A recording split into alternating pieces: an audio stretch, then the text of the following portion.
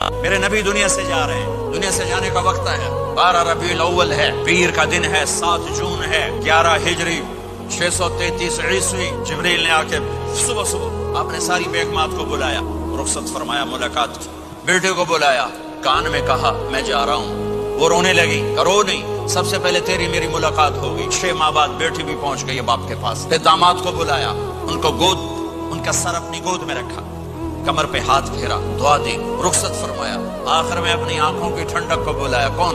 حسن اور حسین، کہ میری آنکھوں کی ٹھنڈک حسن اور حسین۔ آخر میں ان کو بلا کر یوں لیا، اور ساتھی آنسو ٹپ ٹپ ٹپ ٹپ ٹپ، ایک کا کٹا سر نیزے پہ چڑھتے دیکھا تو آنسو رک نہیں سکے، دعا نہیں کی، اللہ کی تقدیر کے سپرد کر دیا، اولاد کو ذبح ہونے کے لیے تیار کر لیا۔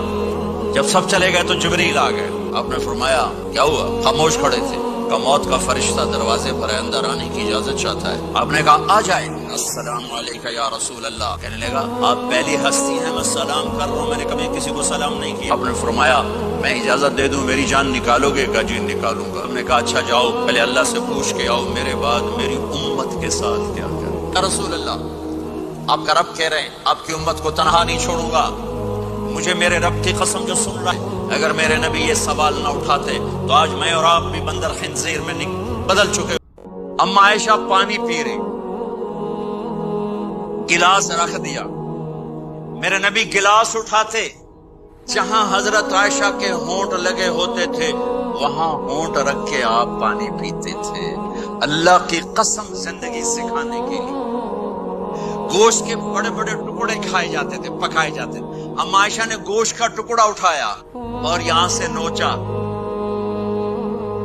اور پھر رکھ دیا، پھر روٹی اٹھائی، میرے نبی اس کو اٹھاتے اور جہاں سے حضرت عائشہ کے دانت لگے ہوتے تھے حضرت عائشہ کو دکھا کر رکھتے تھے۔ یہ اظہار محبت ہمیں سکھایا۔ دفعہ ام سلمہ نے پوچھا یا رسول اللہ، دنیا کی عورت کا درجہ زیادہ ہے یا جنت کی عورت؟ تو آپ نے کہا دنیا کی عورت۔ کہ یا رسول اللہ وہ کیسے؟ ان کے ذہن میں وہ خیال تھا کہ ہم تو مٹی سے بنی ہیں، بڑھاپا بھی آتا ہے، موت بھی آتی ہے، پیشاب بھی ہے، گندگی بھی ہے، وہ تو مشک عنبر زعفران سے بنی ہے، موت بھی نہیں، بڑھاپا بھی نہیں، پیشاب بھی نہیں، پخانہ بھی نہیں، تو وہ تو بڑے اعلیٰ ہیں۔ تو میرے نبی نے فرمایا ام سلمہ، دنیا کی عورت نماز پڑھتی ہے، روزہ رکھتی ہے، اللہ کی بندگی کرتی ہے، گناہوں سے بچتی ہے، اس وجہ سے اللہ تعالیٰ جنت کی حوروں پر ایمان والی عورتوں کو اوپر کر دے۔ آپ کو قبر میں اتارا حضرت ابن عباس، حضرت علی نے، شقران آپ کے غلام نے، تو فضل بن عباس نے، تو جب باہر نکلے تو مغیرہ بن شعبہ قبر پر کھڑے تھے، انہوں نے اپنی انگوٹھی اتار کے قبر میں پھینک،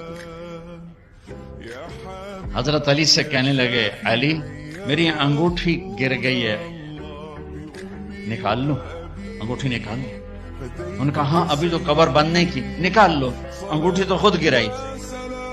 نیچے گئے اور جا کر اللہ کے نبی کی جسم سے لپٹ گئے اور آپ کے بوسے لینے لگے، دھڑے مار کے رونے لگے۔ وہ انگوٹھی بہانہ بنایا تھا، آپ سے لپٹ کے چومنا چاہتے تھے، رونا چاہتے تھے، آپ کے ماتھے کا بوسہ لیا، آپ کو لپٹ کے روئے۔